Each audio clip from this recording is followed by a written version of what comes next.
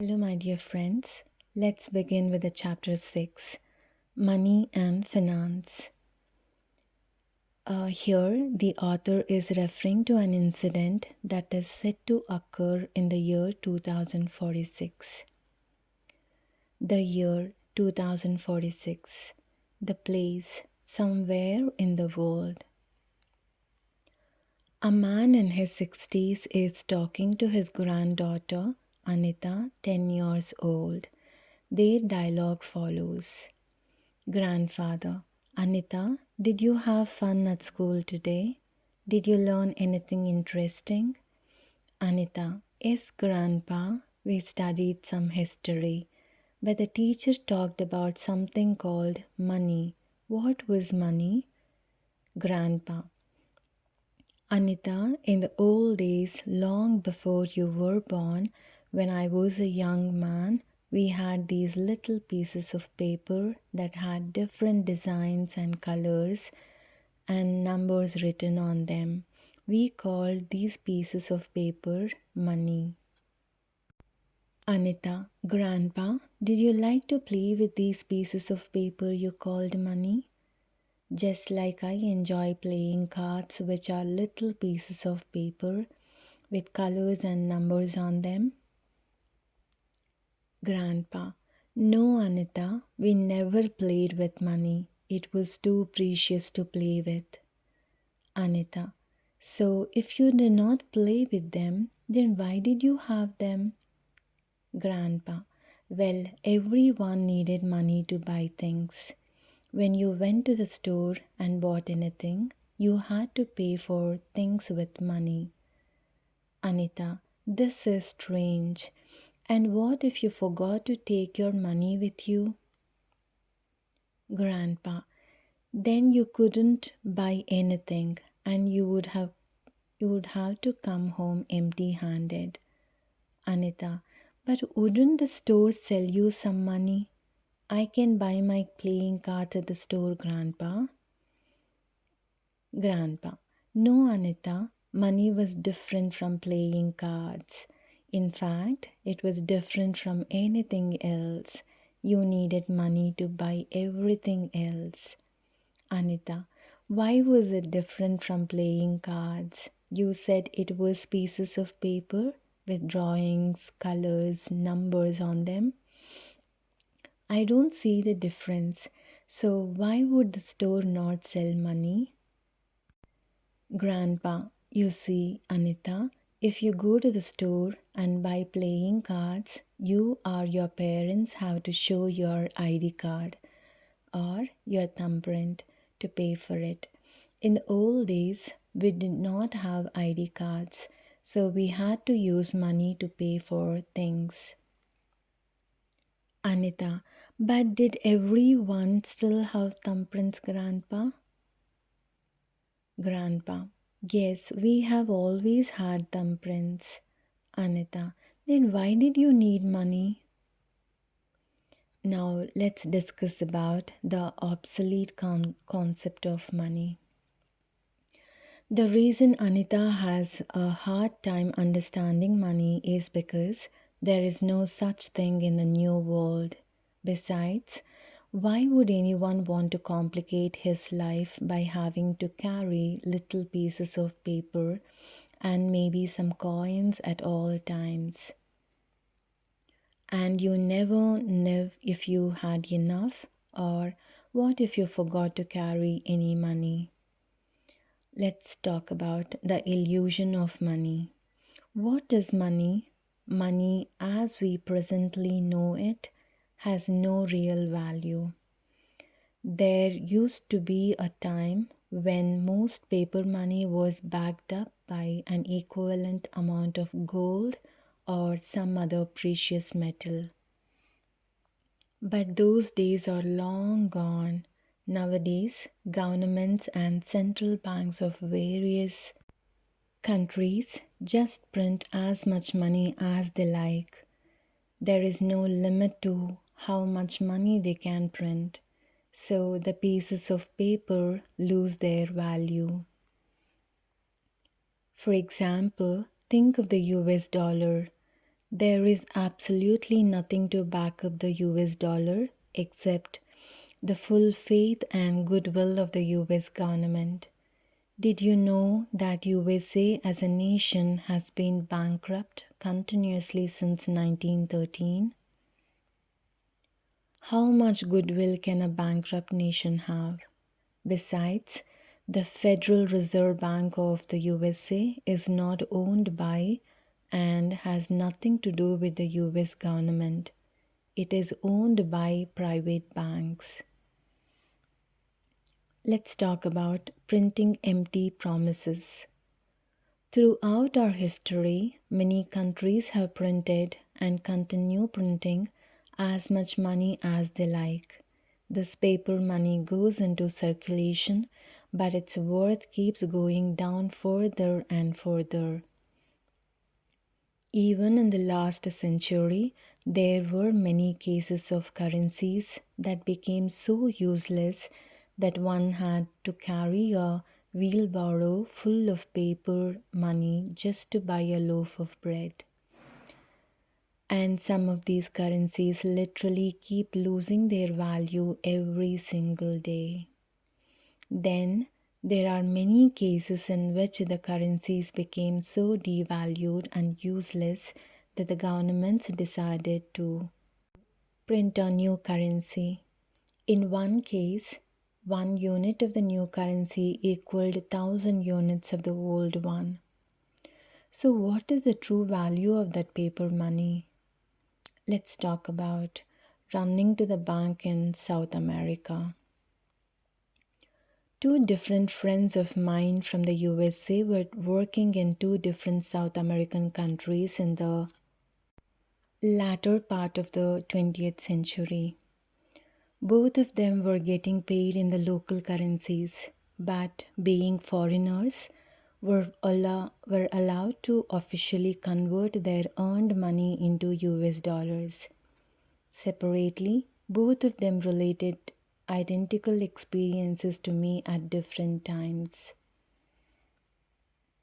As soon as they received their paychecks, they would literally run to the bank to convert the money into US dollars.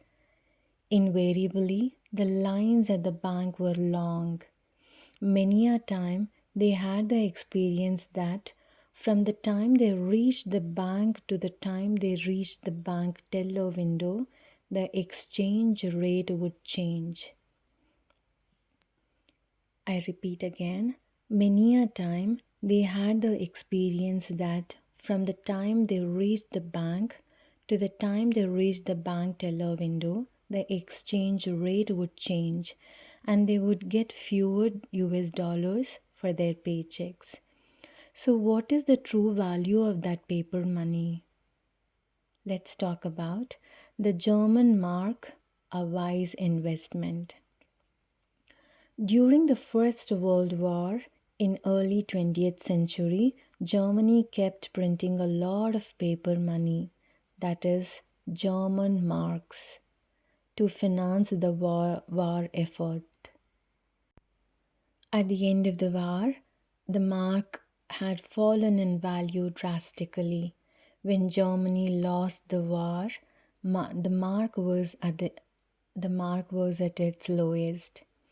My grandfather in India was advised by an international financial consultant that the German mark can't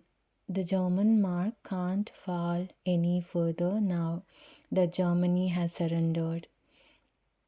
This was a good time to buy German marks since it could only go up in value. Following the advice of this international financial consultant, my grandfather converted about 1 million Indian rupees into German marks and waited for the German marks to go up in value. Then there was the big surprise. The Germans decided to issue a totally new currency and invalidate the old one. My grandfather lost his entire investment. So, what is the true value of that paper money? What is money? More and more, money is not even paper currency anymore. Even that is disappearing. Maybe it is numbers on the Maybe it is numbers on a piece of paper, such as a bank statement, or more likely numbers on a computer screen. These numbers keep going up and down for no apparent reason. Let's talk about Jane's money and emotions. Jane has a good job and some inherited money. She likes to invest her money in the stock or share market. She has worked up a portfolio of stocks in different companies. At least once a day, Jane likes to check her investments. On Monday, she checks the value of her investment portfolio, and the value is $95,550. On Tuesday, since some of the shares in her portfolio have gone up considerably, her investment portfolio valuation has gone up to $1,01,228. On Tuesday, Jane is feeling rich and happy. She is congratulating herself for being a smart investor who knows how to pick which shares to buy. On Wednesday, since some of the shares in her portfolio have gone down considerably, her investment portfolio valuation has gone down to $89,995. On Wednesday, Jane is feeling really down and depressed. She blames her luck and anyone else that she can think of for her losses. Come to think of it, absolutely nothing changes in Jane's life. On Monday, Tuesday, and Wednesday, Jane lives in the same house, eats the same types of foods, has the same job and the same friends, has the same intelligence level, everything is the same. The only change is in some numbers flashing on a computer screen. Yet, those changing numbers on a computer screen are sending Jane's emotions on a roller coaster ride. Now, let's talk about Jane goes to Las Vegas. Las Vegas is the gambling capital of the world. People from all around the world come to its myriad of casinos. Jane goes there for her weekend vacation and goes gambling for fun and entertainment. Of course, like every other gambler, Jane goes with the expectation of winning, even though Jane knows fully well that the odds of winning are outrageously against her and totally in favor of the casinos. Jane puts her credit card in one of the electronic slot machines, starts with an initial credit of $1,000, and spends several hours the first night in Las Vegas playing the slot machine. Each time she spins the machine, she either wins or loses, and her electronic balance changes. The balance is nothing but some numbers flashing on a computer screen. Each time the number goes up, Jane feels elated and happy. Each time the number goes down, Jane feels bad and curses the machine. At the end of the first night, Jane ends up with a balance of $1,020. Jane is feeling she's smart and lucky and goes to bed happy, looking forward to the next day when she can make some more money. The next day, she starts with a balance of $1,220 and spends several more hours on the machine. Once again, each time the number goes up, Jane feels elated and happy. Each time the number goes down, Jane feels bad and curses the machine.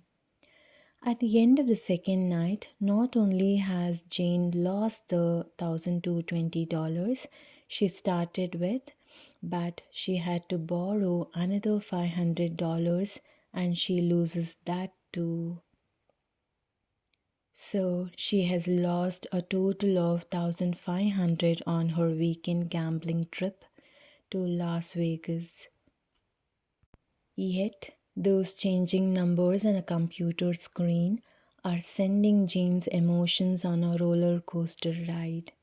Instead of having fun and entertainment, Jane is feeling depressed and miserable after the entire weekend.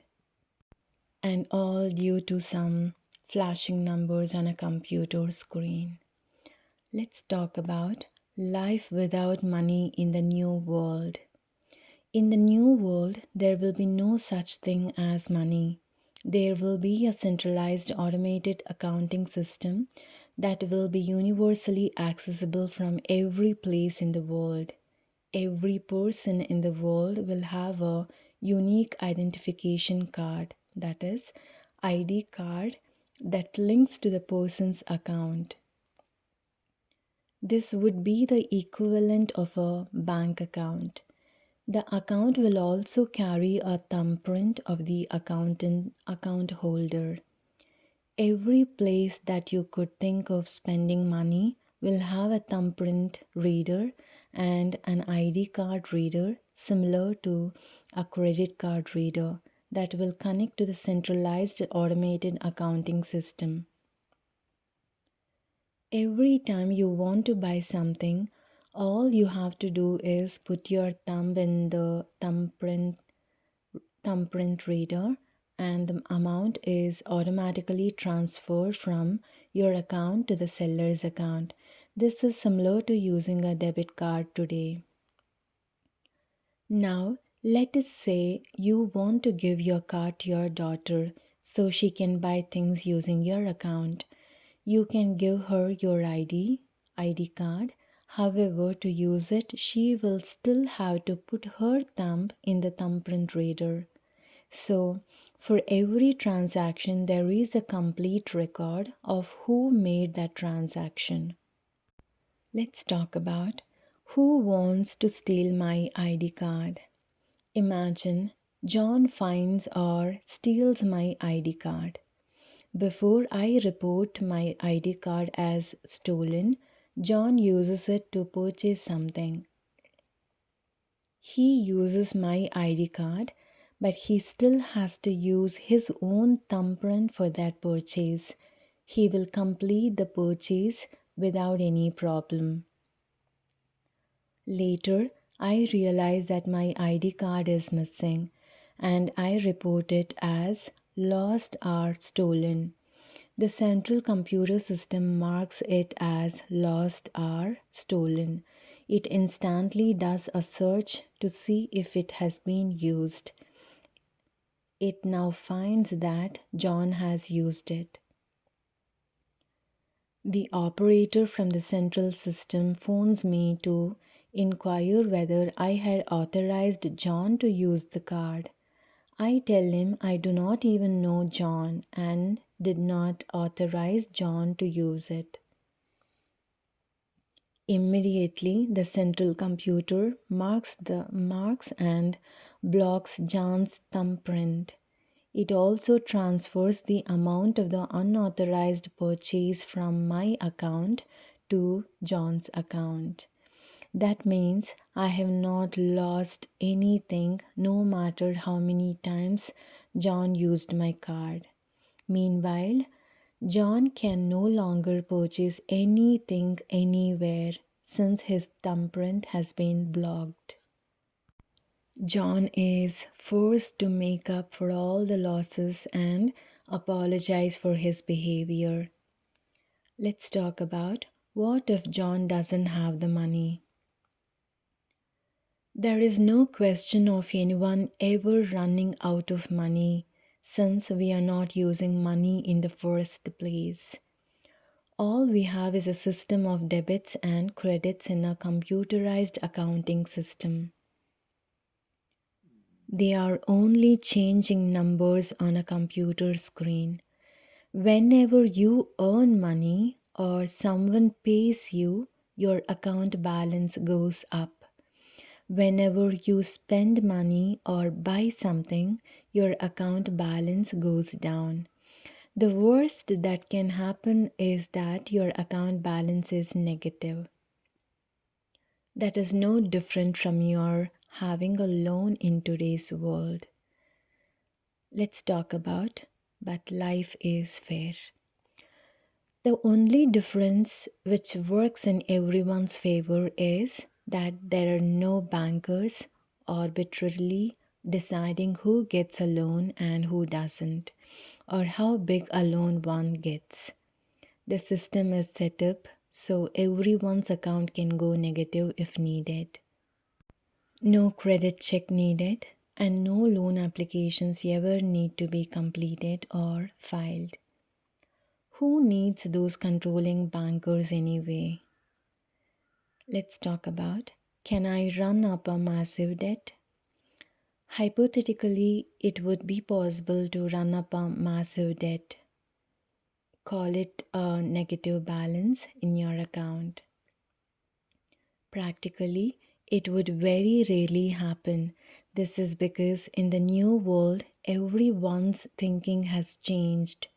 The fourth dimension is the dimension of the global mind. People stop thinking of their own good and start thinking of the common good. A person in the fourth dimension will not allow his balance to go negative or remain negative for long. He will automatically contribute to society by earning some money and raising his account balance to positive. This change in thinking is a prerequisite for the system to work. In today's world of the third dimension, such a system of the universal unlimited credit will not work. But in the fourth or higher dimensions, it works well. Let's talk about good for self or good for society. In the third dimension, almost everything is done with the intent and purpose of making money for the self. We want to make investments that will give us the most returns. If you are making a lot of money, someone else must be losing a lot of money. Otherwise, where is that money coming from? If a company is making a big profit, it means they are selling their products at a much higher price than their cost. That means every customer is losing out since he is paying much more than he needs to pay for that product. And where is that profit going? To the shareholders who are generally doing absolutely nothing for the company. In the new world or the fourth dimension, everything will be done with the intention of doing something for the common good. Let's talk about the chair maker and the stockbroker. The chair maker makes chairs that benefit people in general because he is creating things that make our lives better. As long as he is selling his chairs at a reasonable profit margin, not an exorbitant one, he will thrive in the new world since his business is good for society. A stockbroker, on the other hand, is only providing a service that is good for self. Let us say I have 100 shares of company X that sell for $50 per share. The total value is $5,000. Let us assume that you have $5,500 in your bank account. Presume that the stockbroker arranges for you to buy my 100 shares of company X. You pay the stockbroker your $5,500. The stockbroker pays me $5,000 and retains $500 as his fee for the transaction. I now transfer my 100 shares of company X to your name. End of transaction. All I have done is given you a piece of paper which says it is 100 shares of company X. Instead of my name being on that piece of paper, now your name is on it. Similarly, instead of you holding the $5,000 in cash, now I'm holding it, and the stockbroker got another $500 from you. Company X did not benefit from this transaction in any way. To the society in general, this transaction had no benefit. The only one benefiting from this transaction is the stockbroker. No benefit whatsoever for society or for company X. This is an example of a business which is only good for self. In the new world, there will be no stockbrokers and no stock markets. Stock markets and casinos both offer pure gambling. Imagine a global company well established for instance IBM. For the sake of an example, let's say the share price today is $100 per share. Tomorrow, whether the price moves up to $110 per share or whether it moves down to $89 per share makes absolutely no difference to the company. The company still has the same number of employees, the same properties, products, same customer base, same factories, etc. etc. Everything stays the same, yet the share price moves. The share price fluctuation is pure speculation. Let's talk about insurance, another good for self business. Take life insurance for example. It increases the polarity in our world. Life insurance helps the rich get richer and the poor become poorer. A rich man can afford to buy a $5 million policy. He passes away and his heirs become 5 million dollar richer. A poor man cannot afford any life insurance. He passes away and his heirs become even poorer since they lost their breadwinner. Life insurance creates a great divide in our society. Take health insurance for example.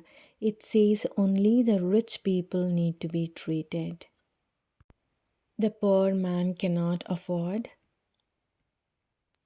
insurance and is often denied treatment at hospitals and by doctors and medical professionals.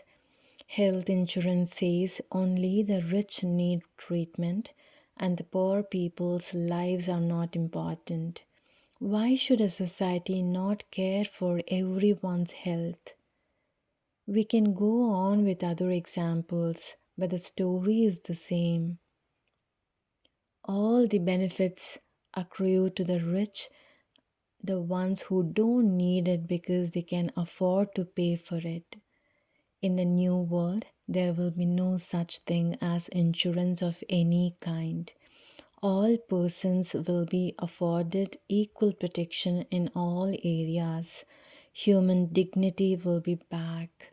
Look forward to the new world without money and with good for society businesses. This is the end of the chapter. Thank you.